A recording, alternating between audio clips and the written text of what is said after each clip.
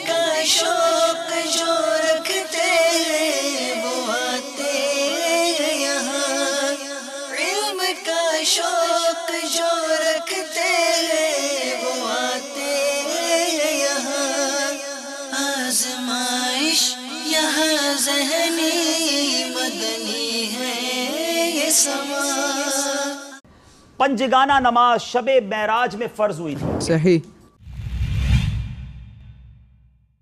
प्यारे आका अलैहिस्सलातु वस्सलाम की मशहूर कुन्नियत अबुल कासिम नहीं है। गलत। दावत इस्लामी की वेबसाइट अरबी जबान में भी देखी जा सकती है। सही। हजरत उस्मान गनी ने 63 साल की उम्र मुबारक पाई। गलत। हजरत अली रदी अल्लाह तआला अन्हु मुतम्मिमुल अर्बईन हैं। गलत।